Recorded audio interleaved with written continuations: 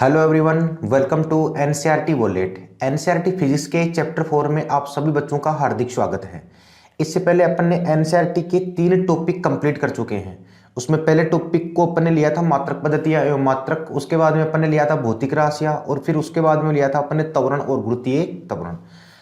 तो ये जो टॉपिक है वो है एनसीईआरटी फिजिक्स का चैप्टर 4। ठीक है, इसमें मैंने लिया है गुरुत्वाकर्षण के नियमों संबंधी प्रश्न।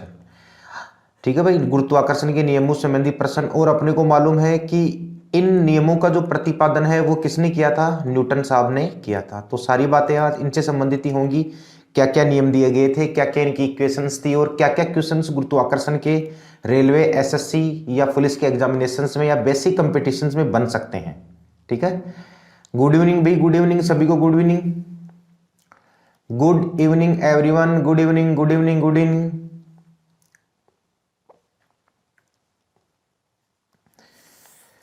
गुरुत्वाकर्षण के नियम, करें शुरुआत क्लास की? करते हैं, टाइम खराब नहीं करेंगे बिल्कुल भी अपन। पहला देखो, पहला क्वेश्चन, फर्स्ट क्वेश्चन क्या कह रहा है साहब? एक व्यक्ति चलते हुए अपनी भुजाओं को हिलाता है, तो इसका उद्देश्य है कि पृथ्वी पर अपने आप को नीचे गिरने से बचाना, गुरुत्वाकर्षण बल को संतुलित करना, चाल को नियत बनाना और इनमें से कोई नहीं। फर्स्ट का कमेंट करके बता दो फटाफट आंसर।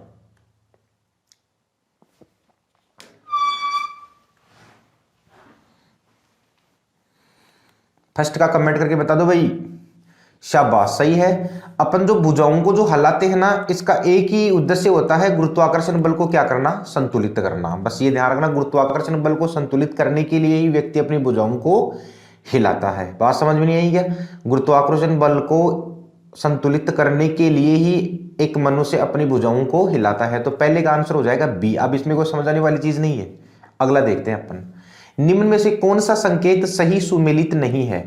कैपिटल जी सार्वत्रिक गुरुत्वीय नियतांक, स्मॉल जी गुरुत्वीय त्वरण, एम पदार्थ का भार और डी दो पिंडों के मध्य की दूरी। फटाफट कमेंट करके बता दो भाई सेकंड नंबर का। निम्न में से कौन सा सही सुमेलित नहीं है?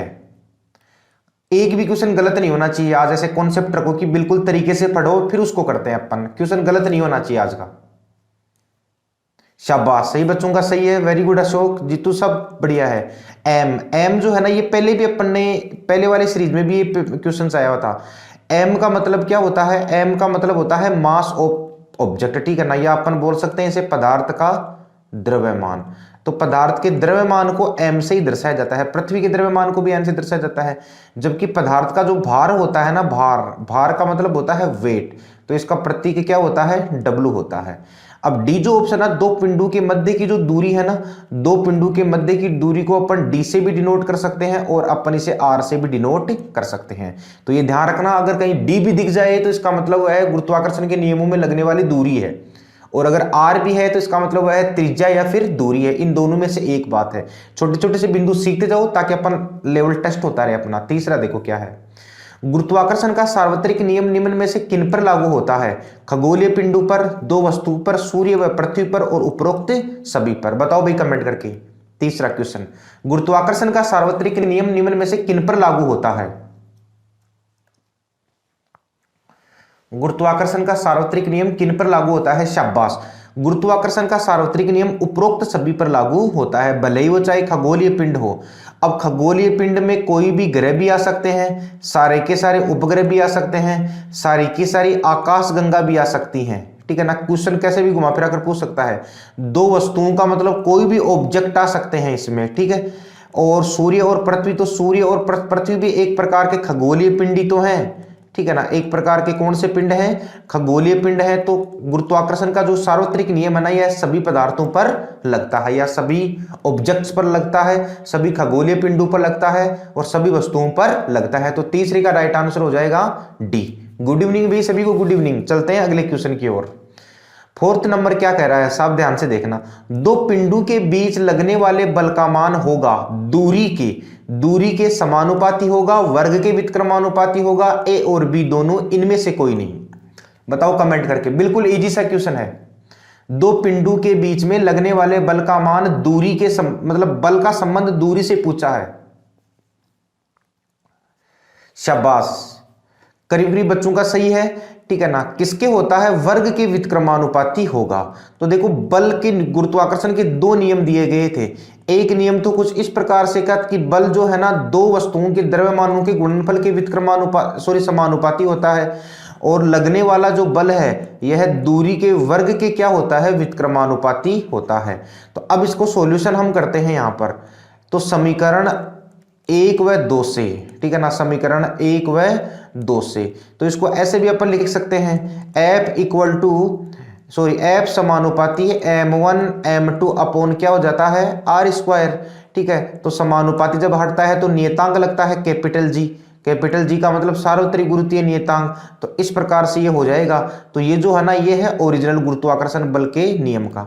तो एक चीज का ध्यान रखना, ये जो गुरुत्वाकर्षण है ना, गुरुत्वाकर्षण यह दो वस्तुओं के द्रव्यमानों के गुणनफल के तो समानुपाती है, और ये जो गुरुत्वाकर्षण बल लग रहा है यह दूरी के वर्ग के क्या है, व्युत्क्रमानुपाती है। तो सारे के सारे क्वेश्चंस आज इन्हीं पर आधारित चलेंगे, ठीक है ना। इन्हीं पर आधारित सारे के सारे क्वेश्चंस अपने को करने हैं कि द्रव्यमान को बढ़ाने पर बल पर क्या फर्क पड़ता है, द्रव्यमान को कम करने पर बल पर क्या फर्क पड़ता है। तो सारी की सारी कंसेप्ट इन्हीं के नियम पे है, ठीक है ना। तो चलते हैं अगले क्वेश्चन की ओर।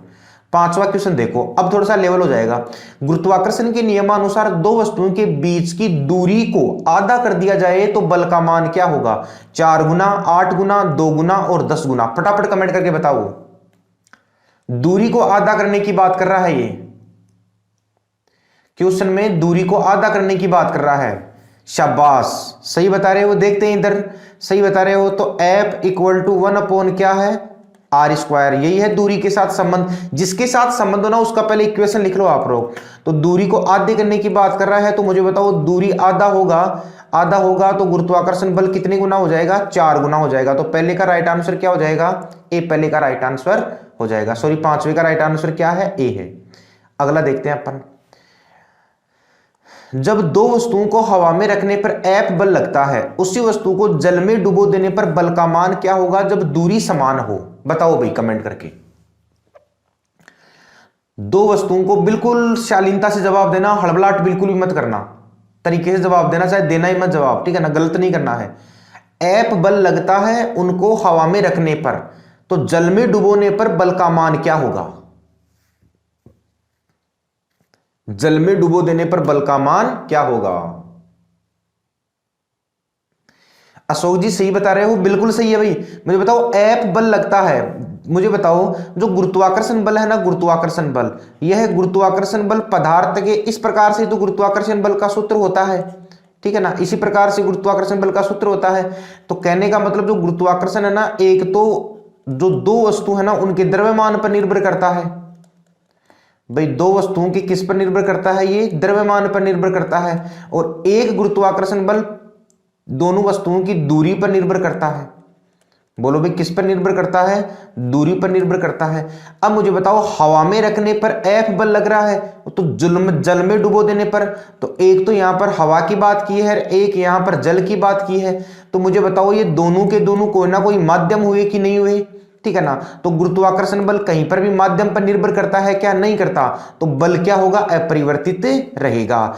इसी क्वेश्चंस को रेलवे में घुमा फिरा कर एक बार और पूछा है कि जब दो वस्तुओं को हवा में रखने पर F बल लगता है, उसी वस्तु को जल में डुबो देने पर बल का मान अपरिवर्तित होता है। क्यों, क्योंकि बल जो है ना बल माध्यम पर निर्भर नहीं करता है। तो यहां पर राइट आंसर क्या हो जाएगा इसका, सी इसका राइट आंसर हो जाएगा।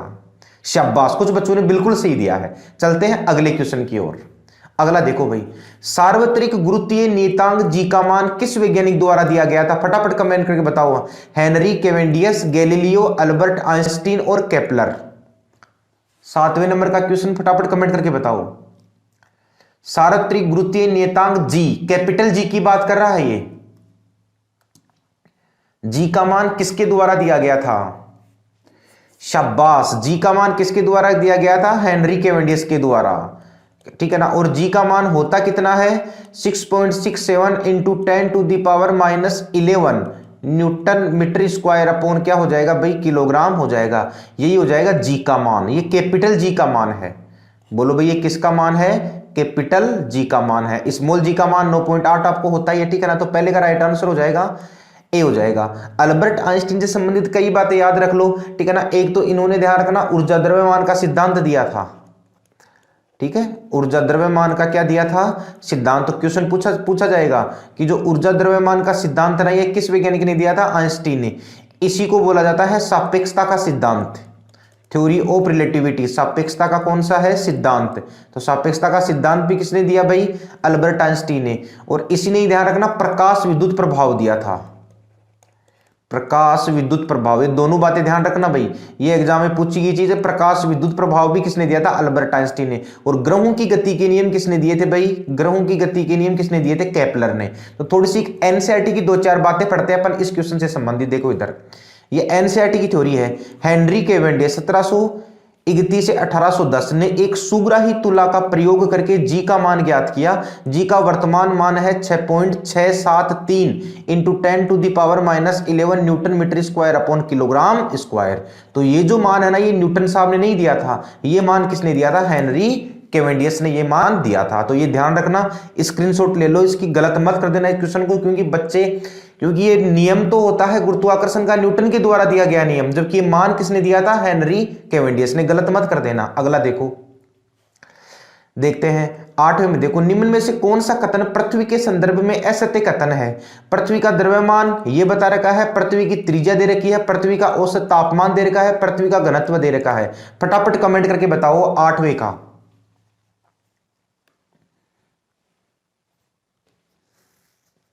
8वें क्वेश्चन का आंसर कमेंट करके बताओ, कौन सा कथन पृथ्वी से संबंधित, द्रव्यमान, त्रिज्या, तापमान और घनत्व, डेंसिटी।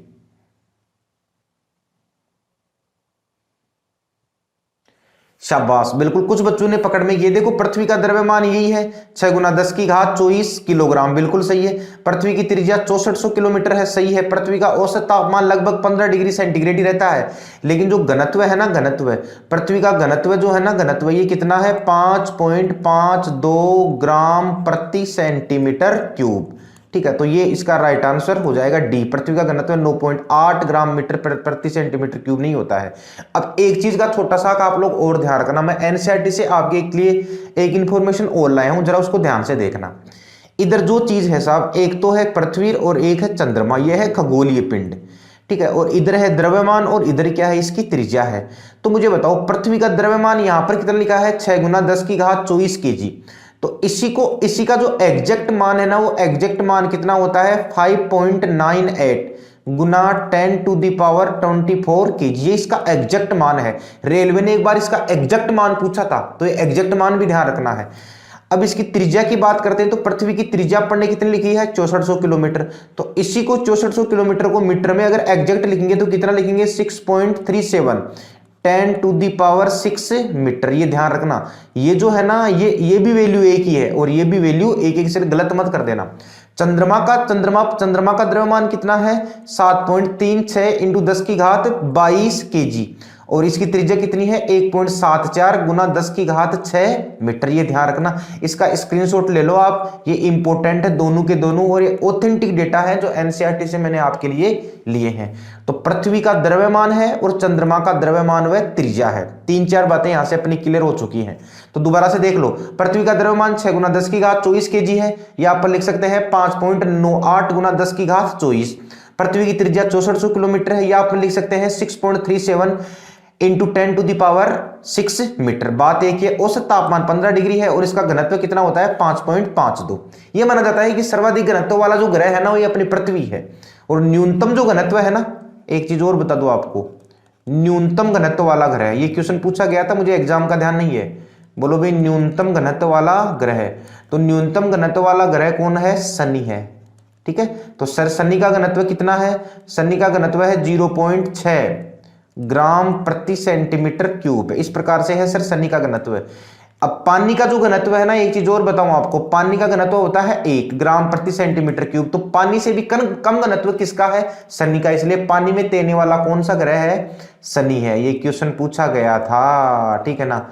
पानी में तैरने वाला ग्रह, पानी में तैरने वाला ग्रह निम्न में से कौन सा है, तो पानी में तैरने वाला ग्रह कौन सा है, शनि है। चलते हैं आगे क्वेश्चन की ओर।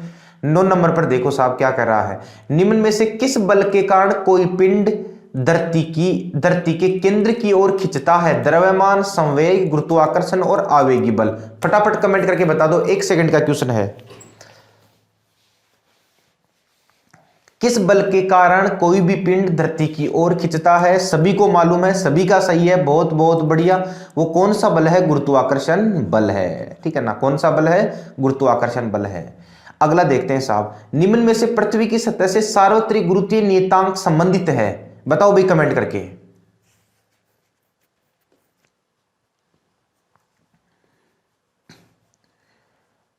शाबाश, बिल्कुल सही है भाई। जी बराबर जी एम बटा आर स्क्वायर, ठीक है ना, यही तो होता है, जी बराबर जी एम बटा आर स्क्वायर। पिछले वाले वीडियो में अपन इसी से संबंधित तो बात की थी। इसमें जो जी होता है ना, सी जी, इसका मतलब क्या होता है? इसका मतलब होता है सार्वत्रिक गुरुत्वीय नियतांक। बोलो, बात की थी कि नहीं की थी? सार्वत्रिक गुरुत्वीय नियतांक, और जिसका मान भी अभी अपन डिस्कस करके आए हैं। इसमें जो एम है, इस एम का मतलब क्या होता है? पृथ्वी का द्रव्यमान, ये ध्यान रखना, पृथ्वी का द्रव्यमान। और इसमें जो आर है ना, आर, इसका मतलब होता है सर पृथ्वी की त्रिज्या। आर का मतलब क्या है मेरे दोस्तों? पृथ्वी की त्रिज्या। तो 10th का राइट आंसर हो जाएगा बी। देखते हैं अगला। अगला क्या है साहब, ध्यान से देखना। 10 किलोग्राम द्रव्यमान की एक वस्तु 20 किलोग्राम द्रव्यमान की दूसरी वस्तु के बीच की दूरी 5 मीटर है, तो इनके बीच में लगने वाले गुरुत्वाकर्षण बल का मान क्या होगा? फटाफट कमेंट करके बताओ। एक वस्तु का द्रव्यमान है 10 केजी और दूसरी जो ऑब्जेक्ट है ना, उसका द्रव्यमान है 20 केजी, और दोनों के बीच की दूरी है 5 मीटर। तो बताओ लगने वाले गुरुत्वाकर्षण बल का मान कितना होगा?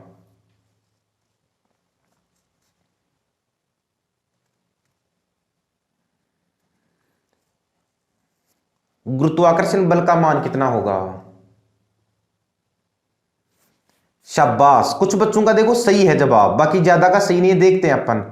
एफ बराबर क्या होता है? एफ बराबर होता है G M one M two upon R square. यही यही होता है गुरुत्वाकर्षण बल, ठीक है ना। तो एफ बराबर जी का मान कितना है? 6.67 इंटू 10⁻⁻11। एक एम का मतलब द्रव्यमान, तो एक वस्तु का द्रव्यमान कितना है? 10 है, दूसरी वस्तु का कितना है? 20 है, बटा आर का मतलब क्या है? त्रिज्या, तो ये हो जाएगा 5 का स्क्वायर। तो एफ बराबर मुझे बताओ 6.67 इंटू 10⁻⁻11, ठीक है ना, इंटू इसको किससे गुना करेंगे अपन? 200 से गुना करेंगे, और नीचे कितना लिख देंगे अपन? 25 लिख देंगे। तो एफ बराबर जब आप इसे काउंट करेंगे ना अपने से, तो देखो 6 दूनी 12, ये लगभग 1335 के लगभग शायद हो जाएगा ये, और बट्टा कितने कर देंगे? 25। तो अब इसको काटो एक बार, 25 पंजे 125, 5 वाला जो है ना आंसर हो जाएगा। तो देखो 5 वाला एक ही उसमें आंसर है, 53.6 इंटू 10⁻⁻11 न्यूटन। ऐसे लॉजिक बैठा लिया करो इसमें, ठीक है ना, एग्जैक्ट, क्योंकि देखो चारों चारों में से ऑप्शन ही अपने पास वैसे दिख जाएगा अपने को, ठीक है ना। तो ये ध्यान रखना, इसका 11th का राइट आंसर हो जाएगा ए। कुछ बच्चों ने सही दिया है, क्योंकि कैलकुलेशन थी तो इतना टाइम दिया भी नहीं मैंने, लेकिन चलो कोई नहीं। अगला देखते हैं अपन। अगला क्या कह रहा है? 12वां क्वेश्चन, यदि दो पिंडों के मध्य की दूरी दुगनी कर दी जाए तो गुरुत्वाकर्षण बल का मान पहले का कितना गुना होगा? फटाफट कमेंट करके बताओ मुझे। दूरी को दुगना कर रहे हैं अपन। शाबाश शाबाश शाबाश शाबाश, बिल्कुल सही है भाई। दूरी को दुगना कर रहे हैं, इस प्रकार से फॉर्मूला था, तो इस दूरी को क्या कर दी? दुगना कर दी, तो गुरुत्वाकर्षण बल कितना हो जाएगा? 1/4, मतलब 1/4 ही हो जाएगा इसका, ठीक है। तो इसका राइट आंसर क्या हो जाएगा? बी इसका राइट आंसर हो जाएगा। देखते हैं अगला। 13वां क्या कह रहा है? दिए गए कथनों को ए और बी में कौन से कथन सत्य हैं? देखो, दो वस्तुओं के द्रव्यमानों के गुणन का सीधा अनुपातिक होता है, दो वस्तुओं के बीच की दूरी के वर्ग के सीधे व्युत्क्रमानुपाती होता है। कमेंट करके बता दो 13वें का।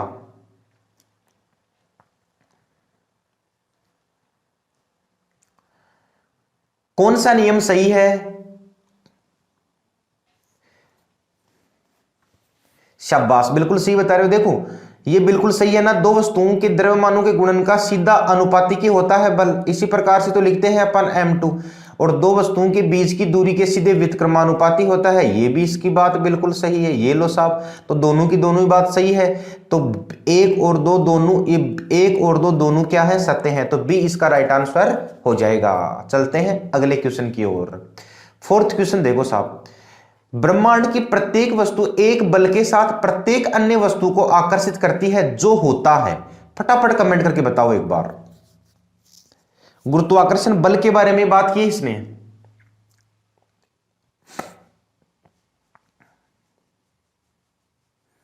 ब्रह्मांड की प्रत्येक वस्तु एक बल के साथ प्रत्येक अन्य वस्तु को आकर्षित करती है। बिल्कुल सही है साहब। उनके द्रव्यमानों के गुणक के आनुपातिक और उनके बीच की दूरी के वर्ग के व्युत्क्रमानुपाती। ठीक है, तो मुझे तो यही ठीक लग रहा है, तो ए इसका राइट आंसर हो जाएगा। देख लो एक बार, द्रव्यमानों के गुणक के तो ये क्या है, ये तो है समानुपाती।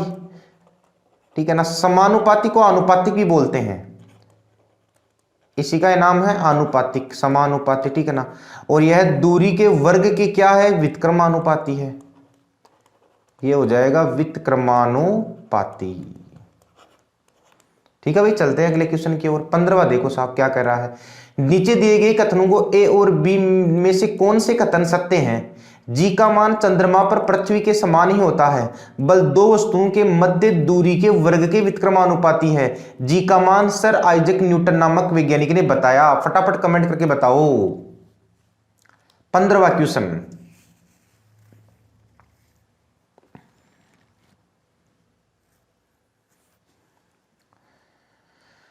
15वां क्वेश्चन कमेंट करके बताओ भाई, कौन से कथन सत्य हैं।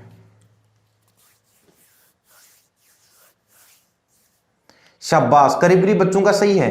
कैपिटल जी की बात कर रहा है, तो कैपिटल जी का मान चंद्रमा हो, पृथ्वी हो, फिक्स रिचार्ज है 6.67 10 टू द पावर -11 न्यूटन। ये का ये लगेगा, बिल्कुल भी बदलेगा नहीं। बल दो वस्तुओं के मध्य दूरी के व्युत्क्रमानुपाती होता है। बिल्कुल बात सही है सर। इस प्रकार से होता है कि नहीं होता, होता है। तो दोनों कथन सही हैं। जी का मान सर आइजैक न्यूटन साहब ने नहीं बताया साहब, मैंने बताया ना, जो कैपिटल जी है ना, इस जी का मान किसने बताया था, इस जी का मान बताया है हेनरी कैवेंडियस ने। एक क्वेश्चन पहले भी अपने पास आ गया है, हेनरी कैवेंडियस ने। ठीक है ना, हेनरी कैवेंडियस ने ये मान बताया है। तो इसमें देखो 1 और 2 सत्य हैं, तो केवल नहीं ये आ जाएगा डी, इसका राइट आंसर आ जाएगा। 1 और 2 दोनों सत्य हैं, डी इसका राइट आंसर आ जाएगा। अगला देखते हैं। आसमान की ओर फेंका गया पत्थर पृथ्वी की ओर वापस क्यों आता है।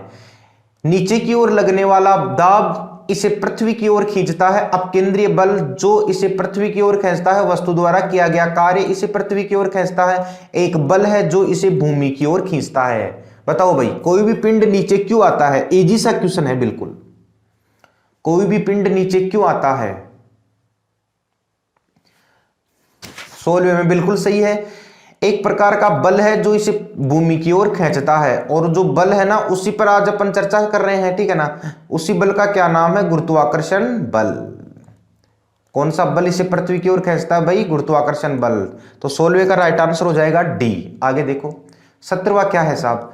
गुरुत्व जनित त्वरण का को कैसे दर्शाया जाता है। ग्रीक अक्षर एप्सिलॉन से, ठीक है ना, अंग्रेजी के छोटे अक्षर जी से, बड़े अक्षर जी से, अक्स से। बताओ कमेंट करके। त्वरण की बात की है इसने। शाबाश, कुछ बच्चे सी बता रहे हैं, अरे बड़ कैपिटल जी से थोड़ा दर्शाया जाएगा। ठीक है ना, इससे तो किसे दर्शाया जाता है, सार्वत्रिक गुरुत्वीय नियतांक को। इसे किसे दर्शाया जाता है भाई, सार्वत्रिक गुरुत्वीय नियतांक को। तो सार्वत्रिक गुरुत्वीय नियतांक का प्रतीक होता है कैपिटल जी, और गुरुत्वीय त्वरण का प्रतीक होता है जी। इस जी का मान देखा जाए तो 9.8 होता है, और इस जी का मान कितना होता है, 6.67 10 टू द पावर -11।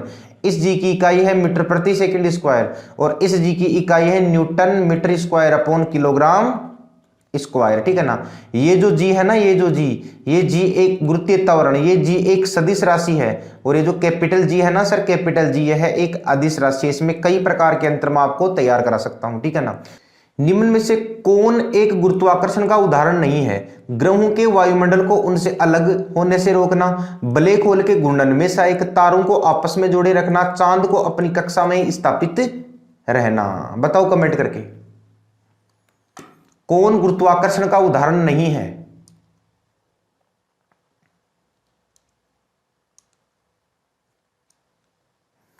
देखो इधर ध्यान देना, ग्रहों को वायुमंडल के उनसे अलग होने से रोकना, इसके लिए केवल और केवल गुरुत्वाकर्षण बल ही है। लेकिन ब्लैक होल का जो घूर्णन का सिद्धांत है ना, ये गुरुत्वाकर्षण से संबंधित नहीं है। ठीक है ना। ब्लैक होल के घूर्णन में जो सहायक होता है ना वो अभिकेंद्रीय बल बताते हैं, ठीक है ना। इसका संबंध कहीं भी गुरुत्वाकर्षण से नहीं है। तारों को आपस में जोड़े रखना, तारे का किसी भी खगोलीय पिंड को आपस में जोड़े रखने का काम गुरुत्वाकर्षण बल ही करता है। और चांद को अपनी कक्षा में स्थापित रखना, बिल्कुल सही है, ये भी केवल और केवल कौन करता है? गुरुत्वाकर्षण बल ही करता है। तो 19 का राइट आंसर हो जाएगा बी। अगला देखते हैं, निम्न में से क्या गुरुत्वाकर्षण के सार्वत्रिक नियमों में सम्मिलित नहीं है? फटाफट कमेंट करके बताओ।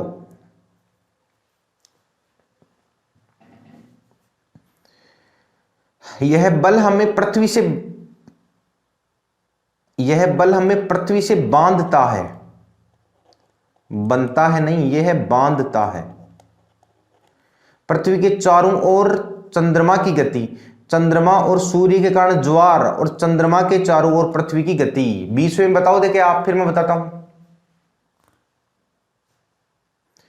गुरुत्वाकर्षण के सार्वत्रिक नियमों में सम्मिलित कौन नहीं है? ये डी नहीं है। चंद्रमा के चारों ओर की जो गति है ना, ये वास्तव में सार्वत्रिक नियमों में सम्मिलित नहीं है। बाकी की तीनों के तीनों ऑप्शन है ना, ये सार्वत्रिक नियमों में सम्मिलित है, ठीक है। ये ध्यान रखना, ये सीधा भी क्वेश्चन पूछ जाता है कि चंद्रमा और सूर्य के कारण जो ज्वार आता है ना, यह किन की वजह से आता है? गुरुत्वाकर्षण की वजह से ही आता है। अगला देखते हैं साहब, दो वस्तुओं के बीच की दूरी को दोगुना कर दिया जाए तो इन पर लगने वाला गुरुत्वाकर्षण बल। फटाफट कमेंट करके बताओ। 21वें में दो वस्तुओं के बीच की दूरी को दोगुना कर दिया जाए, दो वस्तुओं के बीच की दूरी को दोगुना कर दिया जाए। शाबाश, सही बता रहे हो। देखते हैं इधर, ये एफ है, दूरी की बात कर रहा है, ये है आर स्क्वायर, तो दूरी को क्या कर रहा है? ये दोगुना कर रहा है। इस प्रकार से दोगुना कर रहा है तो 2 का स्क्वायर होगा, तो ये गुरुत्वाकर्षण बल क्या होगा? 4 गुना होगा। अब जरा ध्यान देना, ये जो दूरी और गुरुत्वाकर्षण बल है ना, ये एक दूसरे के व्युत्क्रमानुपाती है। अर्थात हम ये कह सकते हैं कि दूरी घटने पर एफ का मान बढ़ेगा और दूरी बढ़ने पर एफ का मान घटेगा। तो मुझे बताओ, दूरी को दोगुना कर दिया जा रहा है तो एफ 4 गुना होगा, लेकिन एफ 4 गुणक में क्या होगा? घटेगा। तो इसका राइट आंसर क्या हो जाएगा? सी इसका राइट आंसर हो जाएगा। ये ध्यान रखना, 4 गुणक में बढ़ेगा नहीं, क्योंकि दूरी गुरुत्वाकर्षण बल के व्युत्क्रमानुपाती होती है, ठीक है भाई। अगला देखो, अगला क्या है? दो वस्तुओं में से एक का द्रव्यमान दोगुना हो जाने पर उन पर लगने वाले गुरुत्वाकर्षण बल में क्या परिवर्तन आएगा? दो वस्तुओं में एक का द्रव्यमान दोगुना हो रहा है, एक का द्रव्यमान दोगुना हो रहा है, जल्दबाजी मत करना, बिल्कुल सही तरीके से बताना। एक का द्रव्यमान दोगुना हो रहा है,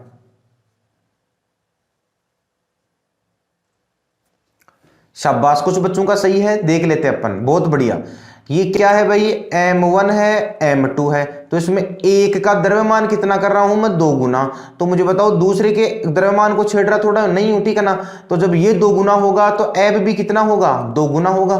तो गुरुत्वाकर्षण बल कितना हो जाएगा? 2 गुना हो जाएगा। और अगर दोनों वस्तुओं के द्रव्यमानों को अगर मैं 2 गुना कर देता तो फिर गुरुत्वाकर्षण बल 4 गुना हो जाता, लेकिन इसने दे रखा है बाकायदा यहां पर एक वस्तु के द्रव्यमान को 2 गुना किया जा रहा है। तो 22वें में राइट आंसर हो जाएगा ए। अगला देखो साहब, दो वस्तुओं के द्रव्यमानों को 2 गुना करने पर उन पर लगने वाले गुरुत्वाकर्षण बल में क्या परिवर्तन होगा? अब थोड़ा सा उसने घुमा रखा है क्वेश्चन को, उसमें इसमें थोड़ा सा अंतर है। बताओ, देखिए 23वें में कमेंट करके। द्रव्यमान 2 गुना होने पर उन पर लगने वाले गुरुत्वाकर्षण बल में क्या परिवर्तन होगा?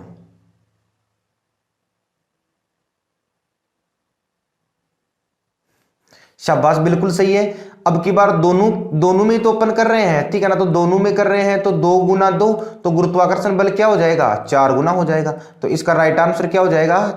बी हो जाएगा। उसमें देखो क्या था, एक बार दोबारा दिखा रहा हूं। उसमें एक का द्रव्यमान था, तो एक का द्रव्यमान होगा तो 2 गुना होगा, और दोनों का द्रव्यमान होगा तो कितना गुना होगा? 4 गुना होगा। अगला देखते हैं, 24 बताओ, यदि दो वस्तुओं के द्रव्यमान को 3 गुना कर दिया जाए तो उन पर लगने वाले गुरुत्वाकर्षण बल का मान। अब की बार 3 गुना कर रहा है दोनों वस्तुओं के, फटाफट कमेंट करके बताओ। द्रव्यमानों को 3 गुना कर दिया जाए तो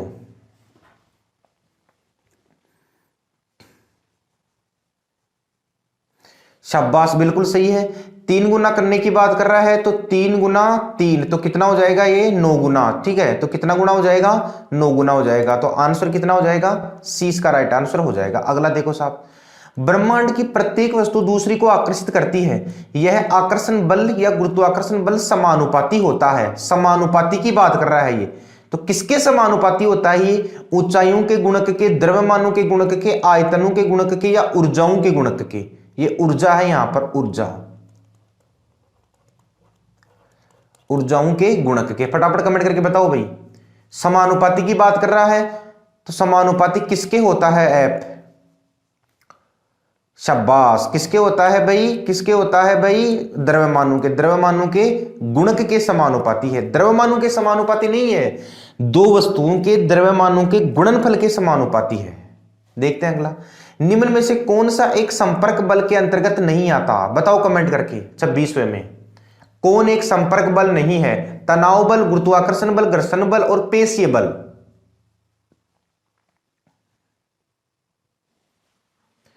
शाबाश, बिल्कुल सही है भाई। कौन सा बल है? गुरुत्वाकर्षण बल है। देखो अगर देखा जाए ना, तो स्पर्श के आधार पर बल दो प्रकार के होते हैं। एक तो होते हैं संपर्क बल, और दूसरा मेरे दोस्तों होता है असंपर्क बल। दूसरा कौन सा होता है भाई? असंपर्क बल। संपर्क बल में तो ये तीनों के तीनों ही आते हैं, जिसमें तनाव बल भी है, तनाव बल के बाद में घर्षण बल भी है, घर्षण बल के बाद में एक आता है अपना पेशीय बल, और पेशीय बल के बाद में तनाव, घर्षण, पेशीय, और एक होता है प्रतिक्रिया बल। ये ध्यान रखना, प्रतिक्रिया बल भी एक प्रकार का संपर्क बल है। और असंपर्क बल में है ना, असंपर्क बल में, असंपर्क बल में आते हैं प्रकृति के चार मूलभूत बल। बोलो भाई, क्या आते हैं? प्रकृति के चार मूलभूत बल।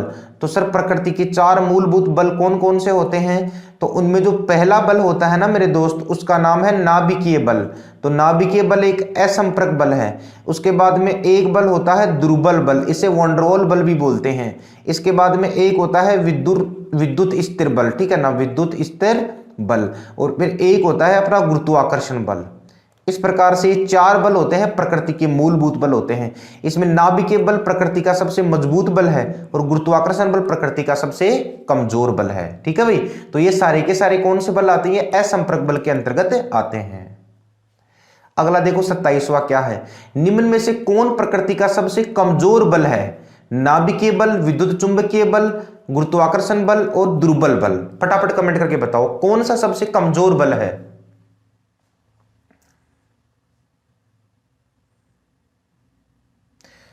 शाबाश, बिल्कुल सही है। कौन सा सबसे कमजोर बल है? गुरुत्वाकर्षण बल है, ठीक है ना। ये ध्यान रखना आप लोग, इसको गलत मत कर देना। प्रकृति का सबसे कमजोर बल है, प्रकृति का सबसे क्या है? कमजोर बल है। तो प्रकृति का सबसे कमजोर बल कौन सा है? गुरुत्वाकर्षण बल है। और ये जो इसका परास पूछा जाता है कि इसका परास कितना होता है, तो इसका परास होता है 10⁵55 मीटर, ठीक है। तो कभी कभी ऐसे भी क्वेश्चन पूछा जाता है कि अधिकतम परास वाला बल कौन सा है? तो अधिकतम परास वाला बल भी कौन सा है मेरे दोस्त? अधिकतम परास वाला बल भी है गुरुत्वाकर्षण बल। ये 3-4 पॉइंट इसके ध्यान रखना। अधिकतम परास वाला बल भी कौन सा है? गुरुत्वाकर्षण बल। बोलो भाई, कौन सा बल? गुरुत्वाकर्षण बल। और नाभिकीय बल है ना, नाभिकीय बल, ये इंपॉर्टेंट क्यों है? ये इसलिए इंपॉर्टेंट है क्योंकि यह प्रकृति का सबसे मजबूत बल है। बोलो भाई, प्रकृति का सबसे क्या है मेरा बेटा? और मजबूत बल। तो सबसे मजबूत बल कौन सा है? नाभिकीय बल। इसका परास पूछे तो इसका परास 1 फर्मी होता है। 1 फर्मी का मतलब होता है 10⁻⁻15 मीटर। इसे 1 फर्मी भी बोलते हैं। क्या बोलते हैं भाई? 1 फर्मी। और ये जो है ना, ये न्यूनतम परास वाला बल है। बोलो रे, ये क्या है? न्यूनतम परास वाला बल है। तो न्यूनतम परास वाला बल कौन सा है? नाभिकीय बल। अधिकतम परास वाला कौन सा है? गुरुत्वाकर्षण बल। आप ये तो सोचो कि आपके हाथ में मार्कर है, तो जितना आपसे दूर जाएगा ना, तो उतनी पकड़ कम ही तो होगी। तो दूरी बढ़ने पर ध्यान रखना, पकड़ कम होती जाती है। समझ में आएगी बात, ठीक है ना। तो मजबूती का क्रम अगर पूछा जाए तो सबसे मजबूत कौन है? नाभिकीय बल है। सबसे कमजोर कौन है? गुरुत्वाकर्षण बल है, ठीक है ना। तो मैं एक बार आपको मजबूती का क्रम और बता देता हूं। वैसे अगले वाले वीडियो में मैं यही करूंगा, इसी को पढ़ाऊंगा, मजबूती का क्रम। कौन सबसे मजबूत है? तो सबसे जो मजबूत बल है ना, वो है नाभिकीय बल।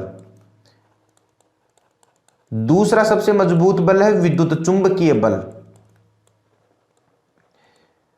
विद्युत चुंबकीय बल, ठीक है भाई। तीसरा सबसे मजबूत बल है दुर्बल बल, वंडरवॉल फोर्स भी बोलते हैं इसे।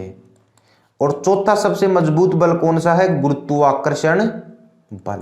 ठीक है भाई, तो सबसे कमजोर बल कौन सा हो गया? गुरुत्वाकर्षण बल। ठीक है, ये मजबूती का क्रम है, नोटबुक में उतार लेना इस चीजों को। 28वां देखो भाई, गुरुत्वाकर्षण बल का परास डैश होता है। अभी मैंने बताया, बताओ भाई गुरुत्वाकर्षण बल का परास कितना होता है?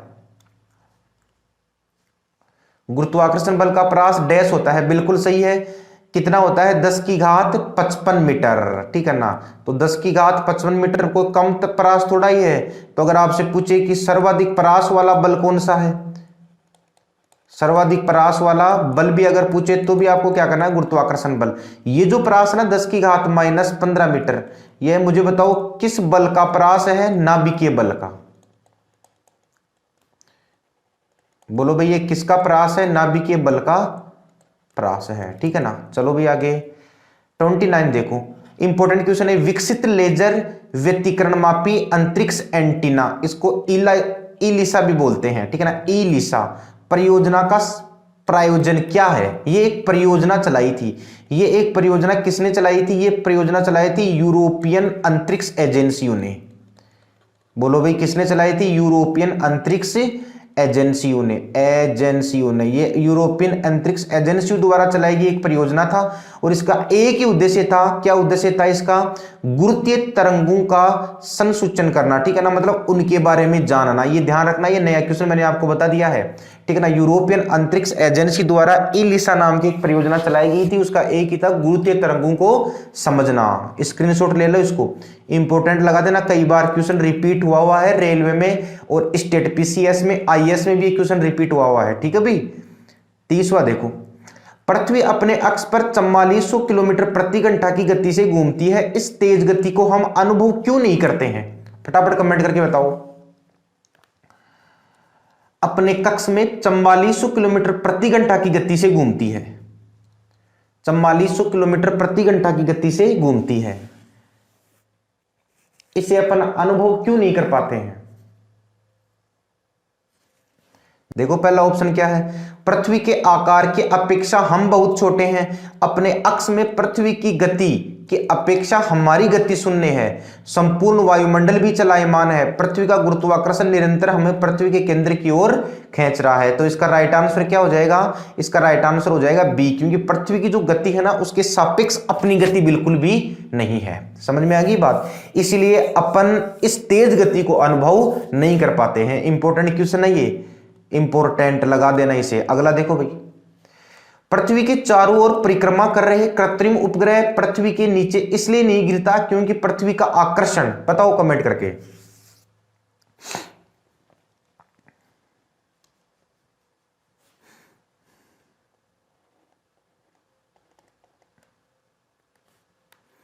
बोलो, परिक्रमा कर रहे कृत्रिम उपग्रह इसलिए पृथ्वी के नीचे नहीं गिरता क्योंकि पृथ्वी का आकर्षण उतनी ही दूरी पर स्थित होता है। चंद्रमा के आकर्षण से निष्क्रिय हो जाता है, उसकी गति के लिए आवश्यक त्वरण प्रदान करता है। ये इसका राइट आंसर हो जाएगा। ठीक है ना, 31वें का राइट आंसर क्या है? सी है। उसकी गति के लिए क्या करता है? यह त्वरण प्रदान करता है। ठीक है, अगला देखो भाई, 32वें नंबर पर क्या है? निम्नलिखित कथनों पर विचार किए गुरुत्वाकर्षण बल के संदर्भ में।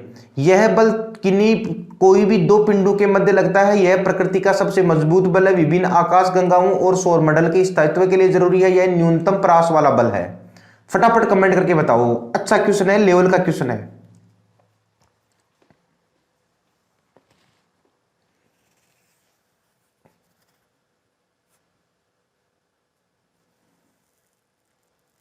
शाबाश, बिल्कुल सही है।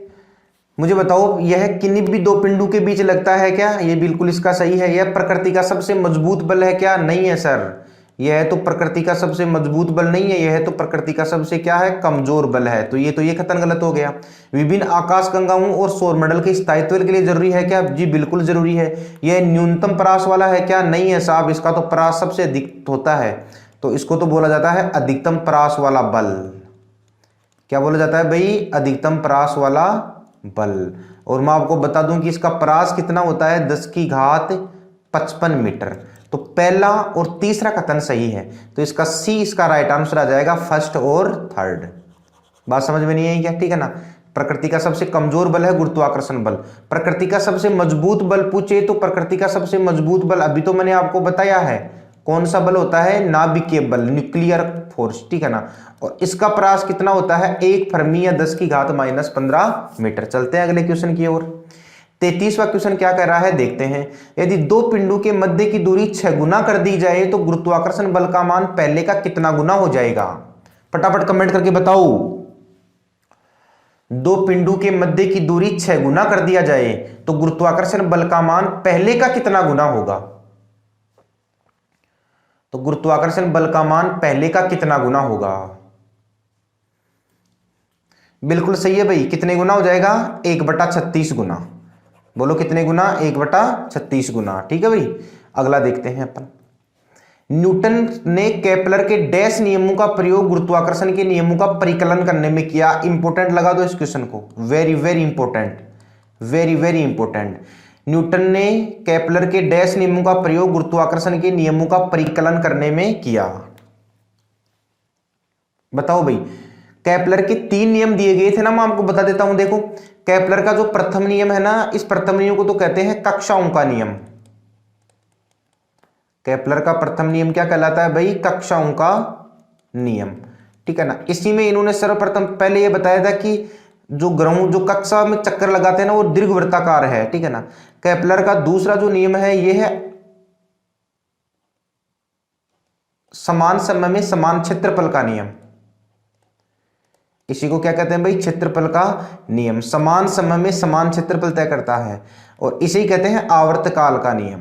जो तीसरा नियम है केपलर का, ये कौन सा नियम है भाई? आवर्तकाल का नियम, लॉ ऑफ टाइम पीरियड। तो आवर्तकाल का नियम ही तो होता है t² समानुपाती r³, t² समानुपाती r³, ठीक है ना। तो ये जो है ना गुरुत्वाकर्षण के नियमों का परिकलन करने में इन्होंने किनकी हेल्प ली थी? केपलर के तीसरे नियम। मतलब इस इक्वेशन की और गुरुत्वाकर्षण के नियमों की जो इक्वेशन ना, उनमें कई समानताएं हैं।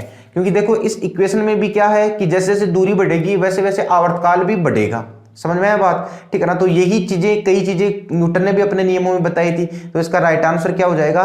तीसरा इसका राइट आंसर हो जाएगा। सापेक्षता का जो नियम है ना, वो वास्तव में केपलर ने दिया भी नहीं था। सापेक्षता के नियम का प्रतिपादन तो किसने किया था? अल्बर्ट आइंस्टीन ने। बोलो भाई, किसने किया था? अल्बर्ट आइंस्टीन ने। इस सापेक्षता के नियम को थ्योरी ऑफ रिलेटिविटी भी कहते हैं। इसे क्या कहते हैं भाई? Theory of relativity. ठीक है, चलते हैं आगे। देखो इधर एक बार मैं आपको इस थ्योरी को पढ़ा देता हूं, क्या क्या बातें हुई थी उस समय। ये लो, इसका राइट आंसर तो ये हो ही गया। देखो इधर ध्यान देना, इधर यहां से पढ़ते हैं। न्यूटन ने यह दिखाया कि ग्रहों की गति का कारण गुरुत्वाकर्षण का वह बल है जो सूर्य उन पर लगाता है। न्यूटन ने केपलर के तीसरे नियम का, ये ध्यान देना इधर, कौन से नियम का? तीसरे नियम का उपयोग गुरुत्वाकर्षण बल का परिकलन करने में किया। पृथ्वी का गुरुत्वाकर्षण बल दूरी के साथ घटता है। समझ में आएगी कि नहीं है बात? दूरी के साथ घटता है, बिल्कुल सही है बात। तो इस चीज का ध्यान रखना, तीसरे नियम का प्रयोग इस चीज में हुआ था, ठीक है ना। गुरुत्वाकर्षण बल के परिकलन में केपलर के किस नियम का प्रयोग हुआ था? तीसरे नियम का प्रयोग हुआ था। ये वेरी वेरी इंपॉर्टेंट है, इसका स्क्रीनशॉट ले लेना आप, वेरी वेरी इंपॉर्टेंट है। ठीक है भाई, चलते हैं अगले क्वेश्चन की ओर। आज का लास्ट क्वेश्चन क्या है? गुरुत्वाकर्षण बल के लिए निम्न में से कौन कण उत्तरदायी है? गुरुत्वाकर्षण बल के लिए कौन सा कण उत्तरदायी है? तो गुरुत्वाकर्षण बल के लिए ग्लूऑन कण है, फोटोन है, डब्ल्यू बोसोन है और ग्रेविटोन है। बताओ भाई, कौन सा कण गुरुत्वाकर्षण बल के लिए उत्तरदायी है?